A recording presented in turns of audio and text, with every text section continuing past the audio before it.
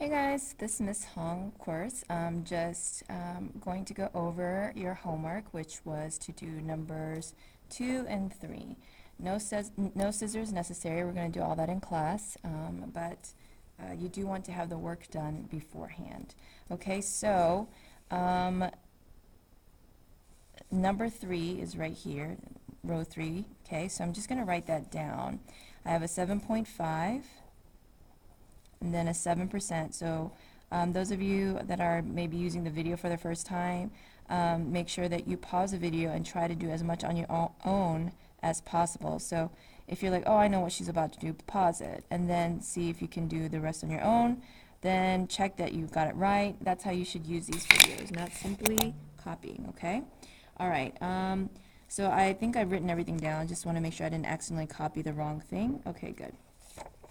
Now, we need to change all of these to decimals so that we can order them in order from least to greatest. So let me grab my calculator. Okay, so, well, this one's already in decimal form, so that's good. Okay, all right, we don't need to do anything with that. And 7% is 7 over 100, so you just take 7 divided by 100, and you get 0.07 or 0.07. Okay, 3/4, take that and divide. I can tell that's going to be 0.75, but 3 divided by 4 is, yes. You can write 0.75 or just 0.75, okay? 7/10, so 7 divided by 10, oops, not 0, is 0.7 or 7. And then, hopefully you guys remember how to do this. 7.5 times 10 to the negative 2 means you have to divide by 10 twice, so that means you're going to go 1, 2 to the left. So the decimal ends up here. You got to add a 0. We went 1, 2 to the left, so it should be 0.075. Okay? So now that we have all of those written as decimals, I'm going to draw my decimal line so that they're all lined up. That means decimal. So I'm going to put 7.5, and then this is done. 0.07. Okay? 0.75. 0.7, and then 0.075. I went through that kind of quickly. I should double check. Okay, so yeah. Okay. The other thing is I would just kind of do this to make sure that everything is lined up, because otherwise you can mistake the placement of the place values, everything. It tells you what to rank. So let's start on the far left. This is the ones place. And if you see there's a 7, a 0, and a 0, and a 0, which one's the highest number? 7, right? So this is your highest number. We're going to rank that as the greatest. Okay? Okay, now we're done with that. Nothing else I can tell from here, so I'm going to skip to the next one. We have well, this one's done, so don't even pay attention to that. 0770. Which one's the highest? Well, we've got a tie. So then we got to go one more over, 5, and then when you see blank is 0. So these two numbers are both exactly the same until here. Then this number ends up being higher than this one. So 0.75 is greater than 0.70. So this is the second greatest. And then since this one was it was going to be a tie between these two, and this was a tiebreaker, then this must be the third greatest, okay? Because when you cross it out, this 7 is still greater than the other zeros, okay? So this is third place. Now let's take a look at these two numbers up here. So you got a 0 and then a 0. When it's blank, it's a 0. Got a 0 and a 0. Right now they're tied. Got a 7 and a 7. It's still tied. But then here you got a 0 and a 5. Which one's bigger? 5 is. So that is the fourth greatest, which makes this one the least. This is the smallest. Okay? All right. So now that we know that, we're going to order this. Okay? I might need more room, so I'm going to order this from least to greatest. So you start with 5th place, okay?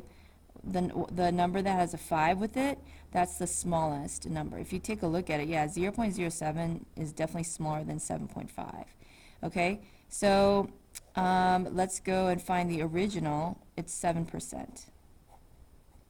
Okay, so that one's done. Now what's the fourth highest? Okay, that was 7.5. times 10 to the negative 2, comma, getting ready for the third one. So then 5, 4, 3, okay, 7/10. 5, 4, 3, 2, 0.75, which is 3/4. And then the least, or the greatest number was 7.5. Okay, so this is the order from least to greatest. Okay, so that's number 3. Now, if you didn't get that, then I would say now try doing it on your own again. On a separate sheet of paper, try it again. And see if you're still not sure, if you're not understanding, then come back and listen to me go over another time again, okay? So number 4, okay, that brings me to, this is number 4, number 4, number 4, number 4, number 4. So let me copy these numbers down. Be careful not to accidentally copy from another row. So I have a 2%, I've got a 2/9, got a 3/16, 2 times 10 to the second power, and 1/5. All right, let me double check that I wrote the correct ones. All right, we're good. Now what? If you know what to do next, pause the video, because I'm going to keep going, but you can pause anytime, and then you can fast forward to check if you got it right. Remember, 2% is the same as 2/100ths, so just divide. That's 0.02, or just 0.02 is fine. 2/9, we can divide that, and that comes out to be 0.2 repeating, or 0.2 repeating, okay? 3/16, 3 divided by 16, 0.1875, interesting.